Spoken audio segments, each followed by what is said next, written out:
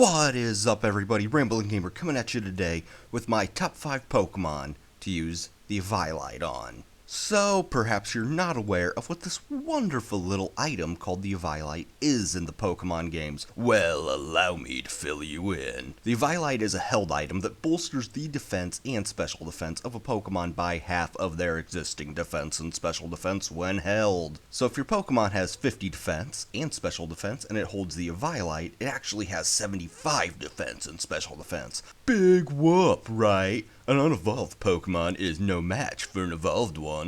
Right? Our number 5 spot goes to Magneton. Magneton is a great example of what the eviolite can do for an unevolved Pokemon, and it's a good representative of why you should always look at a Pokemon's stats when they evolve. When Magneton evolves into Magnezone, its HP, defense, and special defense all increase by 20 base stat points. Its attack and special attack increase by 10, and its base speed actually decreases by 10. However, if we give Magneton an eviolite, its base defense and special defense now increase. Magneton's base special defense becomes 105, while its base defense becomes 142.5. When compared to Magnezone's base special defense of 90 and its base defense of 115, this means an eviolite Magneton has better defense, special defense, and speed, while at the cost of doing slightly less damage and having less HP, which should be made up for by having all this wonderful defense now at your disposal. Our number 4 spot goes to Scyther.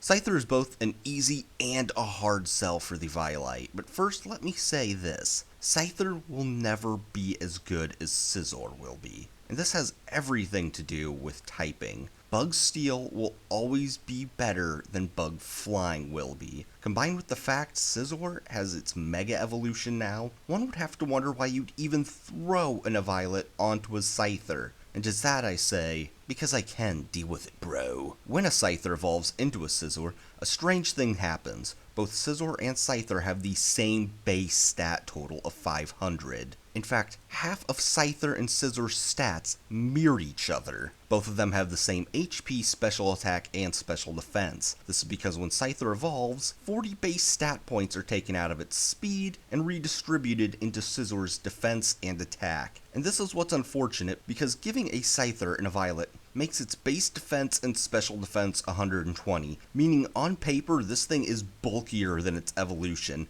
Hell, that basically gives it base stats of 580, which means it's nearly on par with a lot of legendary Pokemon and only 20 base stat points below Mega Scizor. Unfortunately, Scyther's typing kills it. With a 4 times weakness to rock, a weakness to ice, fire, electricity, flying, even a bulky Scyther has a lot to worry about. Number 3, Porygon 2. Porygon's always been a sort of WTF moment in the Pokemon series. I mean, if you can make a digital Pokemon, why have we only seen one that you keep upgrading? Also, why do no memes exist talking about how Porygon is on your computer looking at all your porn? Because he totally is. It's a strange thing to think about a Pokemon that you could literally walk around with in a USB flash drive. But regardless, I suppose I should talk more about Porygon 2 and the eviolite and just stop my rambling at the moment. When Porygon 2 evolves, it gains, wait for it, a whopping, are you ready for this shit?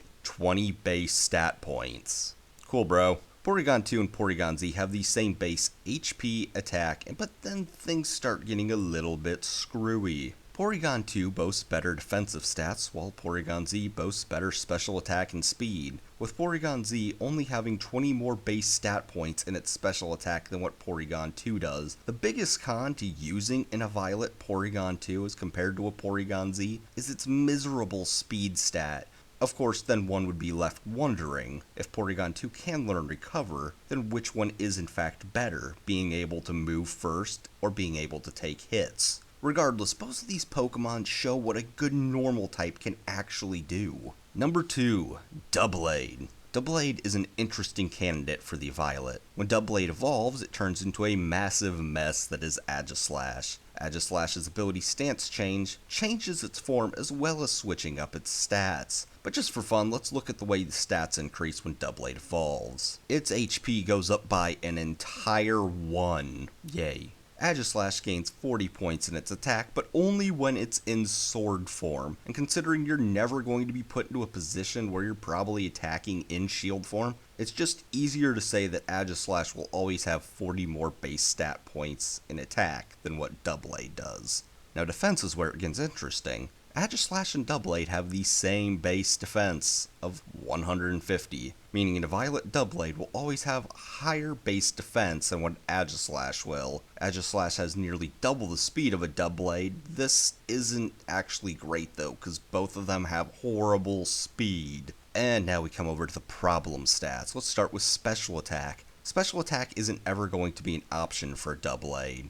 Its base special attack is an awful 45. However, Aegislash, on the other hand, has usable special attack, rivaling its attack stat. This is because of stance change. When Aegislash activates its stance change, its base defenses and attacks are switched, meaning that Aegislash can in fact be a viable special attacker, especially with Shadow Ball and Flash Cannon at its disposal. Finally, we come to special defense. So long as Aegislash is in its shield form, its special defense is nearly double what an Eviolite Doublades would be. But when it switches over into blade form, now Doublade gains the higher special defense. Overall, I don't really care which Pokemon you find better, as both Aegislash and Eviolite Doublade are both pretty damn kick-ass Pokemon in my opinion. And finally, my number one favorite Pokemon to use the Eviolite on, Dusclops.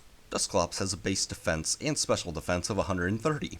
I am going to say that again. Dusclops, a ghost-type Pokemon with 2 weaknesses, 2 immunities, and 2 resistances, has a base defense and special defense of 130. With the Eviolite equipped, Dusclops has a base special defense and defense of 195. For reference, Shuckle, a Pokemon with the highest base special defense and tied for the highest base defense with Mega Aggron, has 230 base stat points in each of these stats. This effectively makes Dusclops' base stat total 585, 60 points higher than its Evolve, and puts 15 base stat points out of reach of being tied up with most of the legendaries and pseudo-legendaries, and quite a few of the Mega Evolutions. It is worth noting that when Dusclops evolves into a Dusknoir, it gains hardly any HP, speed, special attack, or defensive stat increases. The 30 points thrown into Dusknoir's attack are the most significant increase. This means at the cost of not being able to dish out as much damage as a Dusknoir,